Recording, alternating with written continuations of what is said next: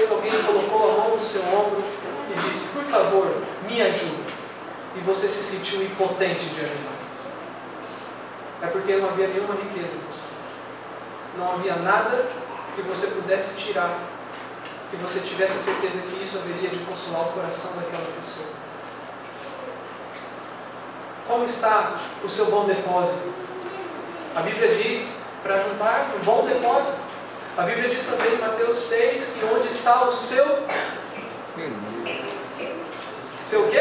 Tesouro. O seu tesouro, aí está o seu Coração. Se o seu tesouro está em Cristo, o seu coração será rico dele. De maneira que você terá riquezas a transbordar para quem é pobre de Jesus Cristo.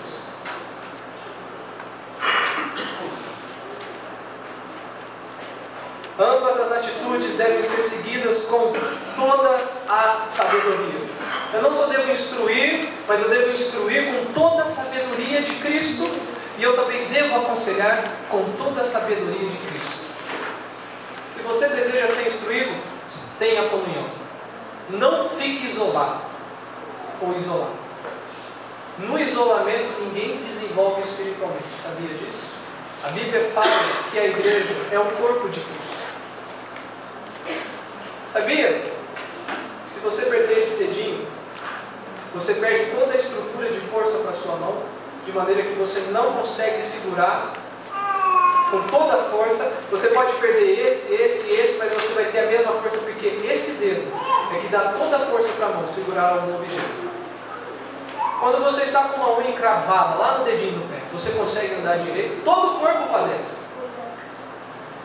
Da mesma forma, se você ficar encravado na sua casa, não tem prazer em ter comunhão com os irmãos, não tem prazer de participar das reuniões solenes em nome de Cristo, você não vai crescer. Quando a Bíblia diz em Efésios 4:11 que Deus deu à igreja uns para apóstolos, outros para profetas, outros para evangelistas e pastores mestres, com fim ao aperfeiçoamento dos santos para o desempenho e desenvolvimento do corpo, significa que o pastor, ele gasta o seu tempo durante a semana estudando para trazer a mensagem a vocês de maneira que aquilo que você ouve, você possa ser uma bênção para o seu próximo. O seu crescimento espiritual não depende do seu pastor, depende de você com Deus e o tanto que você ama o seu próximo. Vamos para a segunda questão. A primeira é que para nós sermos ricos de Cristo, a palavra tem que estar em mim. Eu tenho que ser habitado por ela, eu tenho que ter prazer, ela tem que se sentir em casa. Não ler aquelas partes da Bíblia que eu gosto, eu só vou para os salmos, mas eu não vou para os mandamentos, eu não vou para as ordens, eu só vou para aquelas palavras de conforto. Quer ver um versículo que é usado sobejamente, mas não para meditar na verdade dele? Todas as coisas cooperam para o bem daqueles que amam a Deus. Só que tem os crentes machados, sabe qual que são? Todas as coisas cooperam para o bem. E não citam daqueles que amam a Deus. As coisas só vão cooperar para você se você ama a Deus. Não ficar citando, olha irmão, todas as coisas cooperam para o bem. Cita o resto, você tem amado a Deus? Se você tem, vai cooperar, senão nós devemos ver toda a verdade e não a meia verdade. É muito importante ter comunhão. É muito importante você valorizar e desejar mais do que tudo. Eu não vejo a hora da porta da igreja abrir para ter comunhão com os meus irmãos. Eu não vejo a hora da porta da igreja abrir para que Cristo me abençoe por meio da vida dos meus irmãos. Ou, eu vou ligar para o meu irmão, minha irmã, vou marcar de ir lá orar, de conversar, de fazer isso, aquilo. Eu sinto falta do meu irmão. Quantos aqui só se veem durante o final de semana e nunca se conversam durante a semana? Não precisa levantar. Isso é uma deficiência.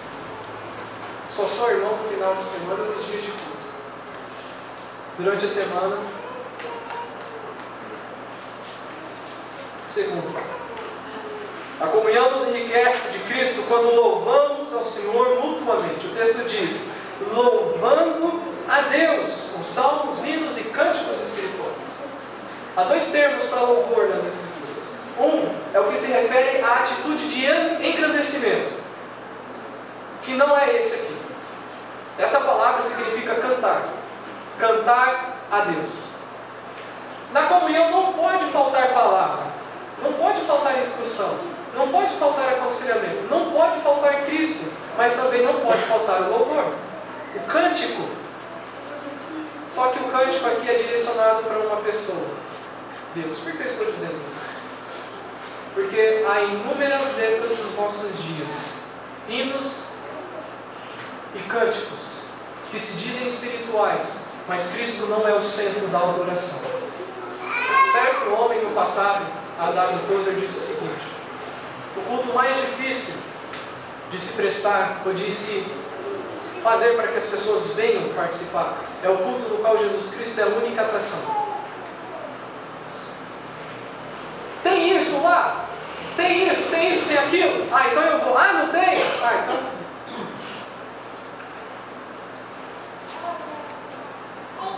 Quando se diz cantar a Deus, significa que esse canto é cheio da riqueza de Cristo com toda a sabedoria. Em 1 Coríntios 14, 15 diz o seguinte: orarei com o Espírito e orarei com o entendimento. Cantarei com o Espírito e cantarei com o entendimento. Lá na nossa igreja tem costume, depois que nós cantamos o hino, eu falo: qual versículo da Bíblia esse hino te lembra?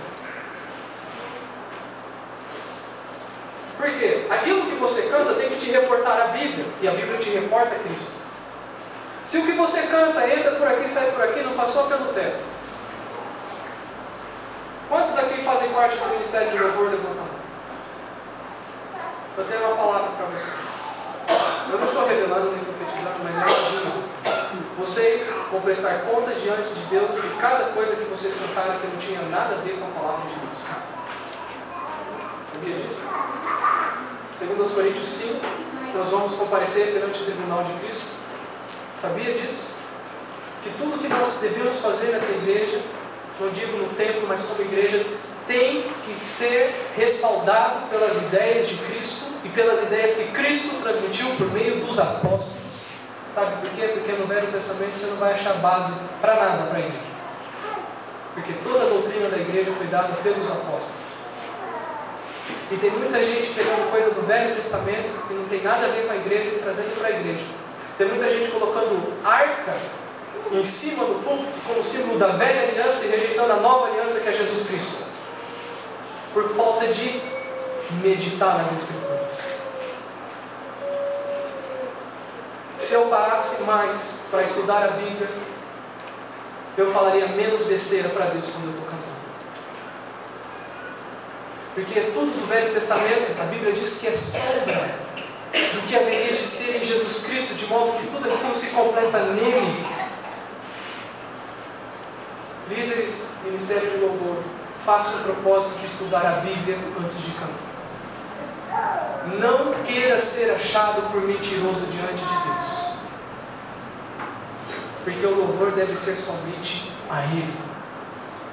Não deve faltar o cântico. Não deve faltar o cântico na comunhão. Abra a sua boca para louvar a Deus. Eu gostaria que aqueles que... eu não gosto de cantar. Olha, é um negócio, seguinte. Não existe voz feia, existe voz destreinada. Estou errado? Pode falar, estou errado? Existe voz destreinada, sem prática, de modo que com a prática ela melhora.